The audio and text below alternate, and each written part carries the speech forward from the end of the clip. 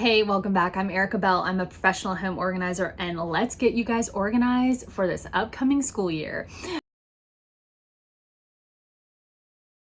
All right, these tips are going to be useful if you have a kindergartner or if you yourself are in college and you're watching this. It kind of can cover any different age, which makes it really nice, especially for those of us that have multiple kids, different grades, all of that. Also, I have included a link down below that you guys can get a checklist that has all of these tips, but with a little bit more detailed going into each thing, and you can actually check it off. You can either download it on your phone and kind of virtually, digitally check it off, or you can print it out and check it off. And this will just make sure that you are extra prepared for this school year. Who doesn't want that, right? So you may still be in the thick of your summer break, or you may be going back to school in a couple weeks like us. Regardless, it's a great time to start these, okay? So getting started ahead of time is really going to set you up for success. So start thinking about these things, start planning, implementing some of these things. All right, let's get into it. Tip number 1 is to create a drop zone. Now, this does not have to mean a fancy mud room, anything fancy, right? It's simply just a place that your kids, and possibly even you with your purse or your own, maybe your briefcase, it's where you're gonna put your stuff every day. Those backpacks, those lunch boxes, those shoes are all gonna go on those things. I mean, even behind me, it's I've got a little bench and then there's just hooks on the wall, right? It can be something as simple as that. If you have a great mudroom, please utilize it. That's one of my favorite spots in a home. It is such an awesome space, but don't feel well, I don't have something super nice or super involved, so I shouldn't do anything like this. It literally can just be hooks you put on the wall, baskets on the floor for your shoes, whatever. It is a place, you will continue to drop your things somewhere. So just doing this is going to save yourself from a pile of clutter and mess every single day. And then you're not running out the door saying, where's your backpack? Where's your lunchbox? It's always going to be right there, right? Number 2, restock your supplies early. Start now. You should be able to either get your school supply list off of your child's school's website, or a lot of times they used to at least have them in Walmart, hey, here's this district, here's what kindergarten needs, first grade needs, whatever. Find it. Stores are stocked, right? They've got the stuff, and oftentimes they sell out. You do not want to be waiting until the weekend before school starts to be oh no, my kid needs a bright orange folder with 18 brads in it and 2 holes, and you know what I mean? If you have something super specific, go ahead and start getting it. You don't want to wait till last minute. And then it's fun. I loved picking out school supplies, right? Have fun with it, or don't, but regardless, just try to do it early, okay? And if you're the type of person that likes to keep kind of crafty art supplies, school supplies, extras in a bin, remember to check that stuff ahead of time before you go out and buy some stuff. If you already have, you probably already have a lot of this. So just go ahead, check it, and use what you've got, and then buy what you need.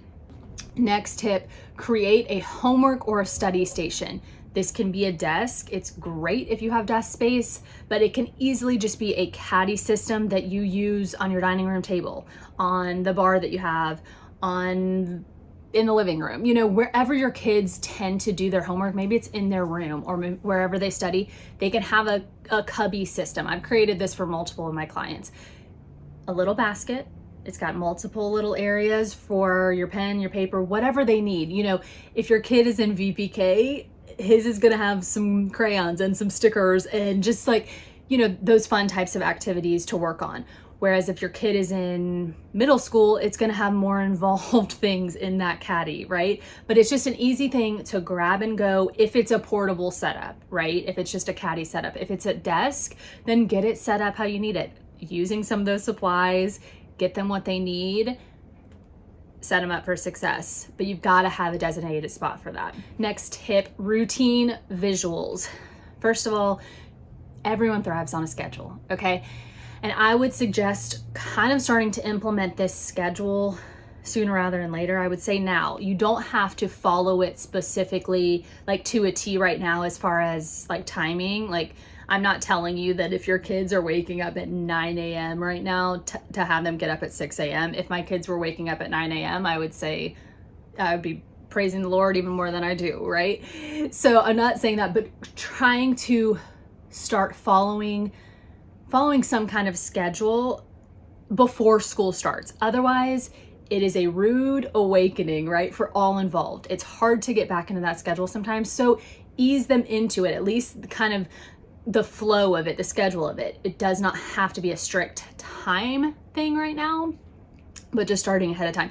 So, and I want you to create some type of visual layout so the whole family can see it, right? It's one thing to have the routine in your head and be like, okay, this is what I know we have to do each day.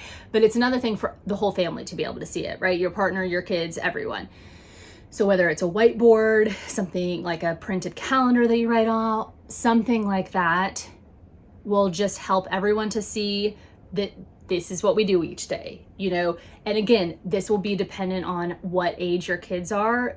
You may have something super simple, like here's your little checklist that you do each day, kids. You know, this is the morning routine, this is the evening routine. Or it may just be, hey, these are the schedules for the day. So-and-so has soccer on these nights, so-and-so has Girl Scouts on these nights.